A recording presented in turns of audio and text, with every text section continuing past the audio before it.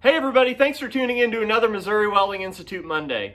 You know, a large focus of this channel is centered around tackle craft and lure making, and for a really long time now, I've made all my own jigs using do-it molds. You know, I build them just how I like them and all that. There's only one jig that I buy off the shelf nowadays, and that's just by preference. I like to make them with the right hook, weed guard, all that stuff.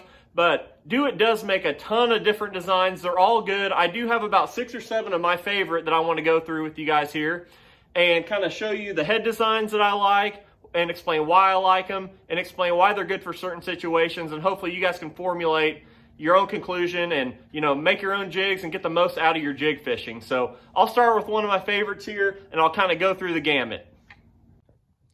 So one of my favorite do-it molds of all time is the poison tail jig, due to the fact that it is an extremely versatile jig head design that you can do a lot of different stuff with. I have modified my mold a little bit to take a turned eye just like this one. You know, that turned eye in conjunction with this jig head design does a really good job in offshore fishing applications. It comes through rock piles, brush piles, staying in trees really well, maintains a good bottom contact, and I catch a lot of fish in offshore fishing applications with this particular jig. You know, I do like the original design of the jig with this flat eye for flipping applications. You can swim it, but my favorite application for this jig is just flipping. It falls in a really good, fast, vertical manner, triggers a really good reaction bite, and it's really weedless. It's really efficient in bushes and grass, things of that nature, and it's one of my favorites for flipping. Now, whenever we start talking about swimming jigs, Do-It has 2 that I really like. One is the casting jig. It's got a 30-degree hook design. It's kind of a conical shape head that's extremely streamlined and comes through grass and whatever shallow cover you want to swim a jig through. This one does a really good job. One that I've been playing with a lot here lately is the Do-It Trocar swim jig.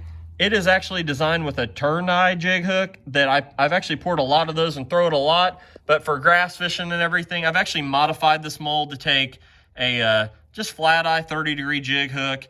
And it's a really good looking jig, and it comes through grass and things of that nature really effectively. I've caught a lot of fish swimming this jig the last couple of years. Another jig I like for offshore fishing is the Do-It brush jig. It's got a recessed eye. It's extremely weedless, comes through heavy cover really well. I've thrown one of these almost all day before I've lost one. So it's really one of my favorites for offshore fishing and throwing in brush. It does have a flat head like this, so whenever you're fishing it offshore and it lands on the bottom, it stands straight up, has a really cool posture to it that I think gets you bites at times. So it's definitely one I keep in my arsenal for my offshore fishing. Now, whenever we're talking offshore fishing, it's hard to beat just the good old-fashioned football jig. You know, this design has the turned eye in it. It comes through rocks really well due to that design. Just kind of wobbles through really clean.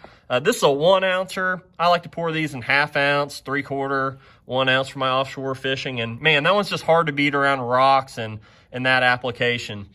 Whenever it comes to offshore fishing with a spinning rod, I like this Do-It football mold here that actually takes a little bit lighter weed guard and a 90-degree hook for my spinning rod fishing.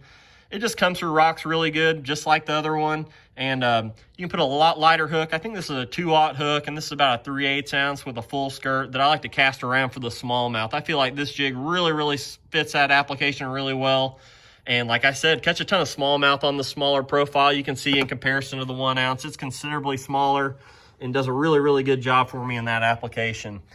A good all-around jig is a Do-It S-style jig. And as you can see here, it's got a flat head. This one's a really good skipping jig around docks, things of that nature. And you can cast it, swim it, really good all-purpose jig. And I catch a ton of fish skipping this jig. It's one of my favorites in that application. As I mentioned before, the smallmouth, this is one that I've kind of played with a little bit the last year, and that's just a Do-It Ned rig jig head, just like that. I think that one's like a 1/4 ounce. And I tie it with a really sparse skirt. This is like a 1/0 hook, and I'll put just a little Ned on the back of it to cast it easier, throw it at suspended fish, things of that nature, and I catch a ton of smallmouth on that. Probably the #1 selling Do-It mold of all time is just the ball head jig like that. You know, I use this a lot for just throwing a swim bait, but in this application, I've tied just a little bitty skirt on it, probably 15 to 20 strands on it. And same deal as the previous jig. I'll put a little Ned on the back or small craw and catch a lot of smallmouth with it on, you know, sparse rock banks, things of that nature. Probably not the best thing around brush, but like I said, sparse rocks, gravel, it's a really, really good jig for that application. Being from the Ozarks, I gotta mention just the finesse jig, just a ball shape head. I tie a little half skirt on it just like this, and brown's hard to beat. I do like a little bit smaller hook like this one. A 2/0's a really, really good one. And man, I've caught a lot of fish on that on light line applications. Probably not the best one around brush, although it does come through brush really well.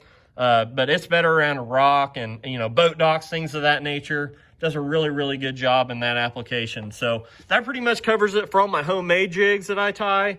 Covers them really, really well in that application. Covers everything. The only jig that I buy off the shelf that I kind of learned about when I went to Florida last year is the Gambler kind of dual weed guard jig here. Man, that one's kind of an awesome jig. I flip it around bushes a lot at home. Does really, really well around grass and in those southern grass lakes, and even up north around grass. That dual weed guard comes through cover really, really well. And I love this jig. Like I said, it's the only one that I buy off the shelf. Other than that, like I said before, I tie all my own jigs with the exception of that one due to the fact I can get the right hook in it. And I use every single one of these for different applications and catch a ton of fish on it. So hope you guys can apply this to your own fishing, and hope you enjoyed the video. And we'll see you next week. Thanks for tuning in.